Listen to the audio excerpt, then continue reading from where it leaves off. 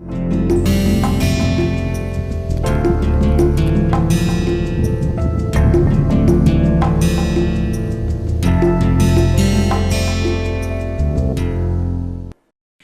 now let us start looking at another new concept, that is a random process. So today's module, let us start looking at random processes. So we are going to start looking at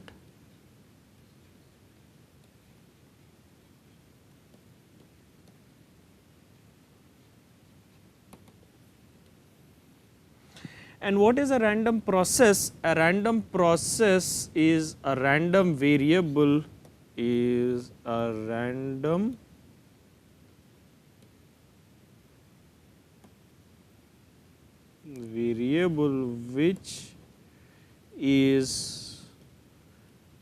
a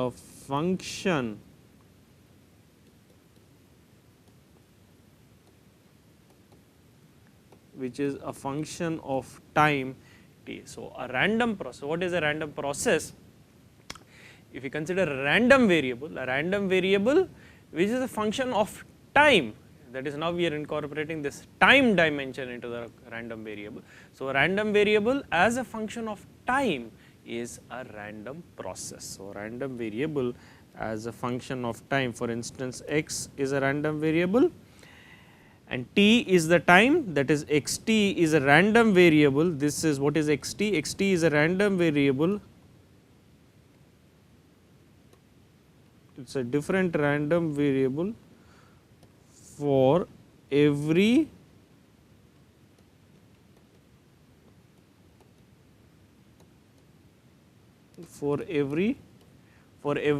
time instant t, that is xt is a random variable at every time instant t. This is also known as a random variable which is indexed by time, that is random variable which is indexed by time. So this time is also known as the indexing set. So this is known as a random variable,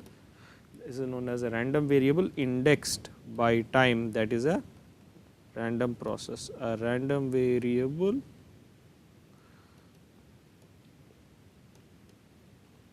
indexed by time, that is known as a random variable. And for instance we have several random processes. A typical random process is just a random variable, a random variable that is a function of time that looks something like this. So this is a random, for instance we have here a random waveform, and on this axis over here I have time. So I have a random variable which is a function of time, that is a random process. And random process, as you can see, is very convenient to handle a large number of random phenomena, especially in wireless communication, such as random signals or even the noise process at the receiver, which is random in it. These are random variables, but at the same time these are a function of time, therefore these are random processes. So random process like this can be used to model a random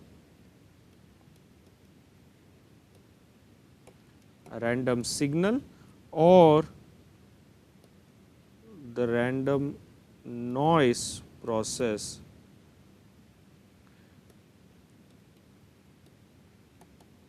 or can be used to model the random noise process at the receiver. Now what about the probability density function for this random process? Random variable, remember random process is a random variable at every instant of time. So corresponding to every instant of time there is going to be a probability density function. So there will be a probability density function which is also therefore indexed by the time. So a random variable xt is characterized by the probability density function, by the PDF, by the probability density function f of x, which is the probability density function of this random variable x, indexed by time, because now random process, because this is a function of time. So this is the probability density function of x.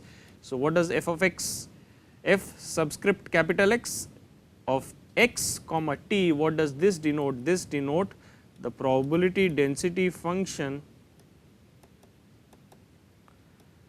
this denotes the probability density function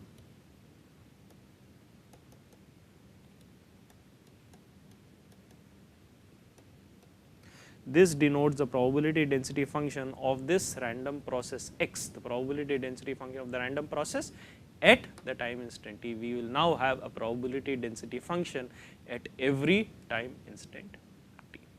And similarly, therefore, now we can define also this statistical parameters such as the mean, right, the mean, variance, etc., but they will also now be functions of the time t, since this is basically this random process, this random process is basically a function of time.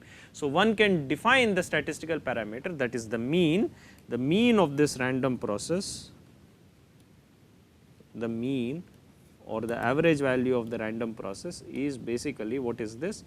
This is basically your expected value, the expected value. So, we can denote this by the mean mu, which will now be a function of time, which is nothing but the expected value of this random process x of t, which is basically integral minus infinity to infinity x multiplied by the probability density function at time instant t times dx. Remember, previously we had said the mean is f x times f of x dx integrated from minus infinity to infinity, where f of x is the probability density function. However, now we have the probability density function, which additionally is a function of time. So, we are simply multiplying x by the probability density function, which is a function of time, and integrating from minus infinity to infinity. So, naturally the quantity that you obtain will be a function of time, and that is the mean, which is a function of time, that is denoted by mu x of t. So, this is our mean, and observe that this is a function of time,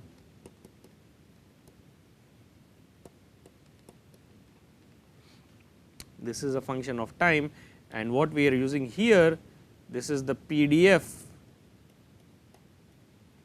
at, this is the probability density function at time instant, this is the probability density function at time instant t, and naturally the mean mu of x of t that you obtain is a function of time, since there is a different probability density function at every time instant t. Now, let us look at another important property of this random process, which is also known as the autocorrelation. So, we will look at another interesting property or interesting definition for this random process, which is the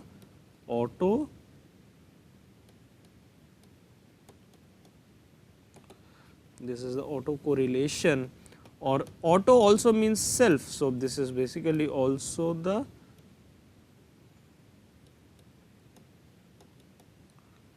correlation of the process, random process x t with itself, that is known as the autocorrelation, or basically it is also the self correlation. And how do we define that? We define the autocorrelation as, well, the autocorrelation or the correlation of the function of the random process x at two time instants t1 comma t2, that is equal to the expected value, this is basically equal to the expected value of the random process at time instant t1 times the time instant t2, that is basically the correlation. This, what is this? This is the correlation, between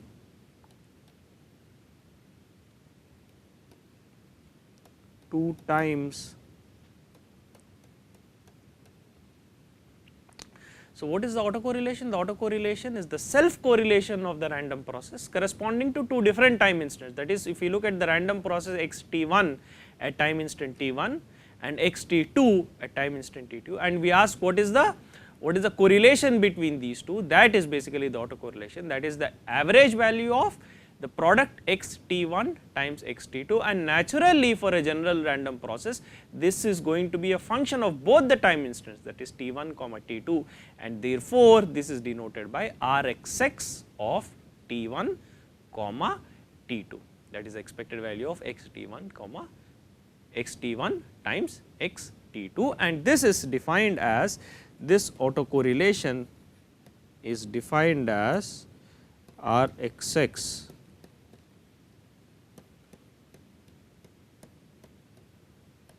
t1 comma t2 is defined as, this is defined as, let me write it down over here clearly, this is defined as minus infinity to infinity, minus infinity to infinity, x1 x2 times f of x1 x2 comma t1 t2 times dx1 dx2, and this is the correlation between two time instants tx t1 comma t2. And what is this? This is f of x1 comma x2 t1 comma t2, this is the joint probability, this is the joint probability density function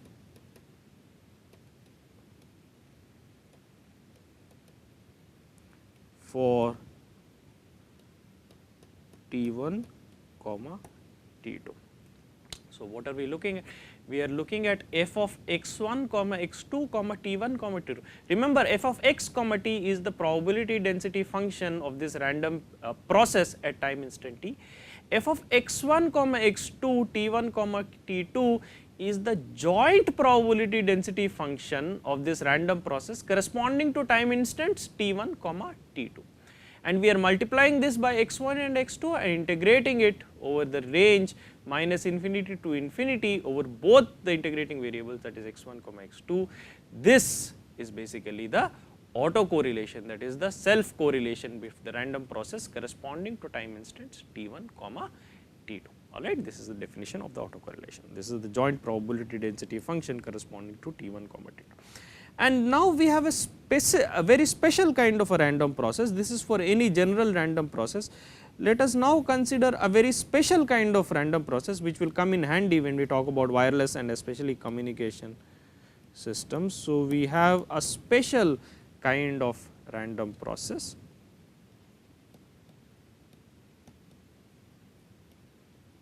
A special, or you can also call this as a subclass of the general class of random processes, which we term as a wide sense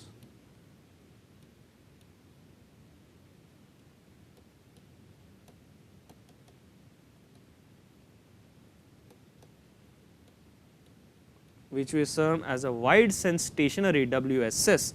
This is a WSS random process. So, let us now consider a specific subclass of the general class of random process, which we term as wide sense stationary or WSS random process, which is abbreviated as a WSS random process. Now, what is a wide sense stationary random process? For a wide sense stationary random process, we must have the expected value of the random process, that is the average expected value of x t is equal to mu x, which is basically as you can clearly see, this has to be a constant, that is this mu x does not, that is you can see this does not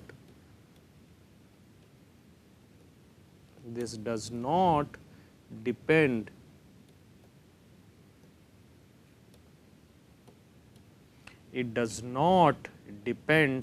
on the, as you can clearly see in the general definition, the mean mu x of this random process depends on the time t. That is, we said random process is a random variable for every time instant t.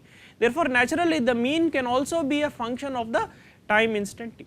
However, if that mean is specifically for a wide sense stationary process, that mean, that average, that is the expected value of this random process x of t is mu x, that is for every time instant, that is irrespective of the time instant t, it is a constant, it is mu of x, it does not depend on the time t, and this is basically a prerequisite. This is one of the required properties of a wide sense stationary property. And now you can see where the nomenclature stationary comes from. Stationary comes from the fact that the mean is a constant, it is not varying, it is stationary.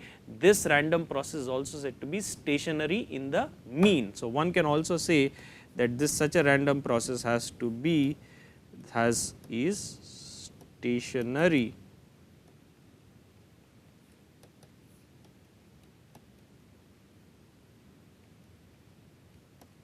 this is stationary in the mean, in the sense that this random process, the mean of this random process is not changing with time. It is a constant or it is stationary with time. Now let us look at the autocorrelation for this wide sense stationary process. If we look at the autocorrelation, that is, let us consider T1 equals T, T2 equals T plus tau, where T is also, where this T is also known as this shift. T is basically this time shift, that is we have T1 equals T, T2 equals T plus tau, that is it is shifted by tau. And if we look at the autocorrelation between autocorrelation of the signal corresponding to these two instants, we have expected value of xt plus tau, which is equal to Rxx of t plus tau, Rxx of t comma t plus tau, and for a wide sense stationary process they should further be equal to Rxx tau, that is it only depends on the time difference tau, that is autocorrelation only depends on the time difference tau and not the specific time instants T1 and T2. Remember, we have T1 equals T and T2 equals T plus tau. So, the time difference between them is tau, and we are saying the autocorrelation corresponding to these two instants T1 and T2 depends only on the time difference tau and not on the particular time instants T1 comma T2. Alright. So, for a wide sense stationary process, Rxx autocorrelation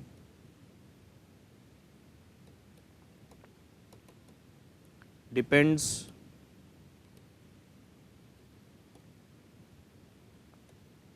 only on the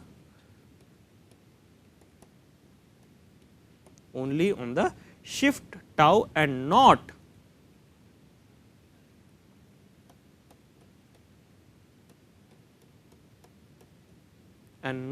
on T1 comma T2, or not on the specific time instant, or not on the specific time instant T, not on the specific time instant, not on the specific time instant T. Therefore, this is stationary. Basically, one can say this is the autocorrelation is stationary. All right. So, what are we saying? For a wide sense stationary process, the autocorrelation, it has to be stationary in both the mean and it has to be stationary in the autocorrelation. So, such a process which is stationary in both the mean and the autocorrelation is known as a wide sense stationary random process. All right. So, basically in this module what have we seen? We have looked at the various properties of random process. We have looked at the definition of random process. We said random process is a random variable which is a function of time. We have defined the concept of a mean of a general random process and the autocorrelation of the general random process, and we have also seen what is the specific for a special kind of a random process, a specific subclass of random process which is a wide sense stationary process. The mean has to be constant, does not depend on the time, and the autocorrelation at time instants t and t plus tau depends only on the time shift tau and does not depend on the specific time instant t. All right. So, basically with this, let us conclude this module. We will look at other aspects in the subsequent modules. Thank you very much.